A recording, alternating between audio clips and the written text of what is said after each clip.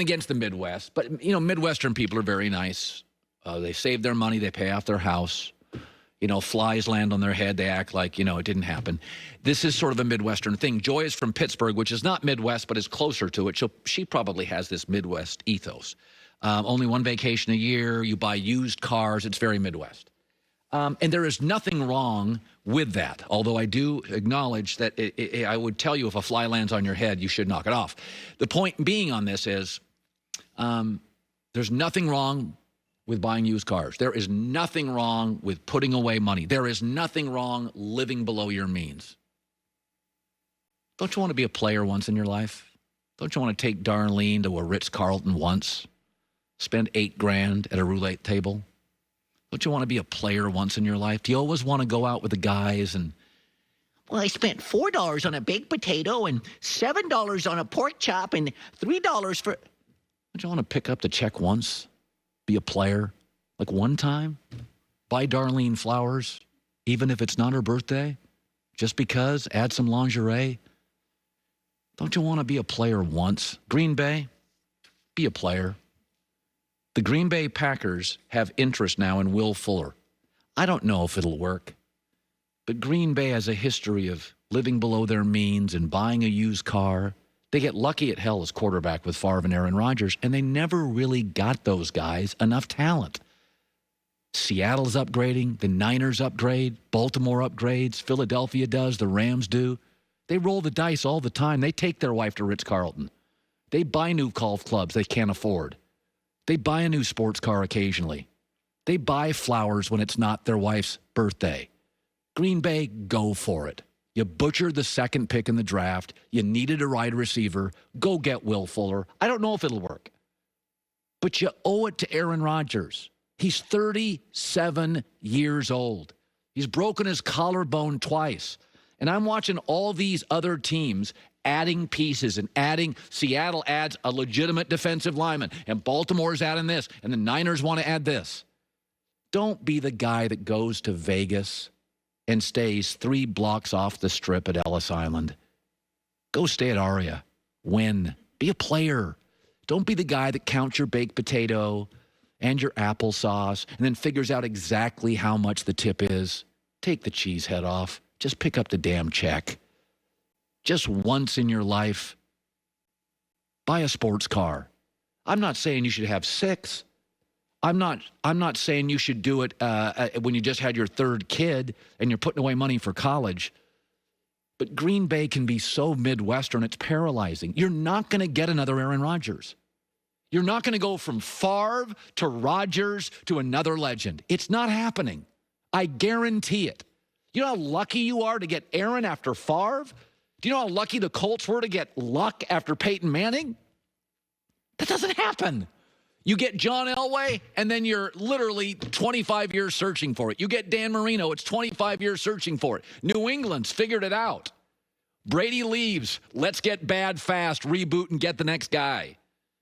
Go get Will Fuller. You're never going to get another Aaron Rodgers and Brett Favre. It's over. Nobody's that lucky. You're too good of a franchise to get a top 4 pick. And the sport is now so quarterback-driven.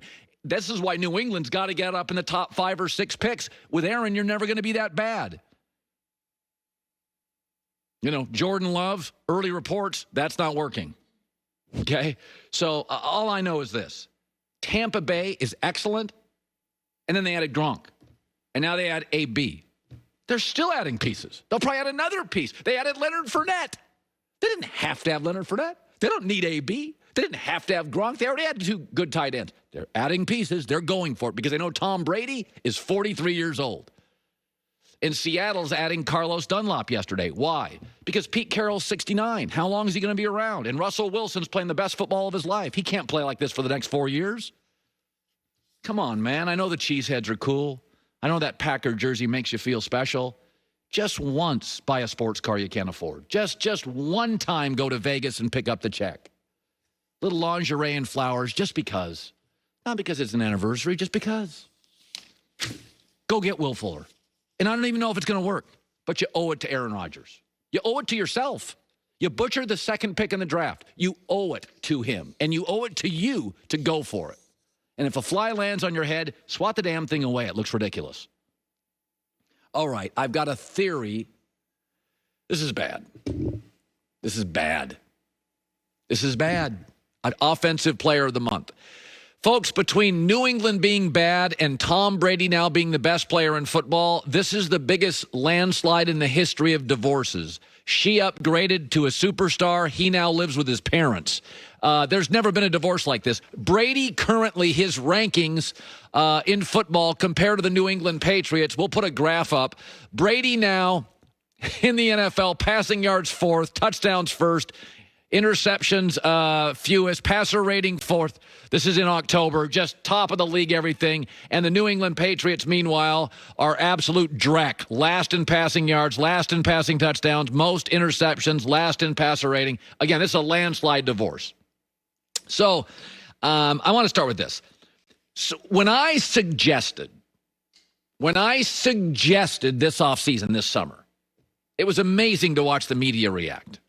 I suggested Belichick is going to reboot. Now, you're not going to tank in the NFL. Nobody uses that word. But when I suggested they're going to be 5-11, 4-12, and they're going to have a top 10 pick, it was remarkable to watch the media react. And this is what I kept hearing, Joy as my witness.